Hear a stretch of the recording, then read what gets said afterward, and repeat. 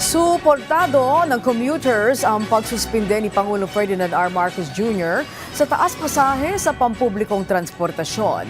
Tiniyak naman ng pamahalaan ang patuloy na pagtugon sa pangangailangan ng mga biyahero at driver sa gitna ng pagtaas ng presyo ng mga produktong petrolyo. Si Bernard Ferrer sa sentro ng balita. Mahigit ₱100 ang karaniwang ginagastos sa pasahe ni Philjan mula sa kanilang bahay sa Batasan, Quezon City, papasok sa kanyang trabaho sa Makati.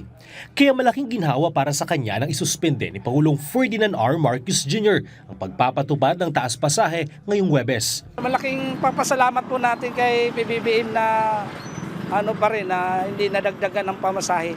Malaki rin ang matitipid ni Daniel ngayong hindi natuloy ang pagtaas ng pamasahe. Gayunman, umaasa siya na matutulungan din ang mga tsuper na apektado rin ng pagtaas ng presyo ng produktong petrolyo. Makakatulong po yun sa kanila kasi parang sa kinikita nila sa araw-araw, kung mabibigyan sila ng tulong para sa pambili nila ng gasolina, malaking tulong para dagdag sa kita nila. Ayon kay Pangulong Ferdinand R. Marcos Jr., patuloy ang pag-alalay ng pamahalaan sa mga commuter, lalo na sa mga manggagawa at estudyante, gayon din sa mga driver ng pampublikong transportasyon. Ang DOTR ay pinutusan ko na sisimula na ang libreng sakay sa buong Pilipinas. Sa MRT at sa LRT ay magdidiskwento po tayo doon sa pamasahe. Bukod pa doon, sa mga toll road ay meron din tayong inutos na diskwento para mas maliit na ngayon ang bayad. Tiniyak ng Department of Transportation o DOTR na inihahanda na nila ang iba't ibang programa na tututok at makatutulong sa ating mga pasahero at PUV drivers tulad ng libreng sakay. Nakausap na ni DOTR Secretary Giovanni Banoy Lopez ang mga toll operator para sa posibleng pagbibigay ng toll discount.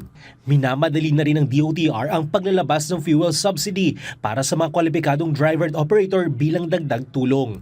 Patuloy na kumikilos ang DOTR at lahat ng attached agencies nito upang matiyak na agad maibibigay ang lahat ng posibleng ayuda at suporta sa mga commuter, tsuper at transport operators. Samantala, maagang umalalay ang ilang local government unit tulad ng Quezon City na nagbigay ng libreng sakay para sa mga commuter dahil sa tigil pasada ng transport group na Piston.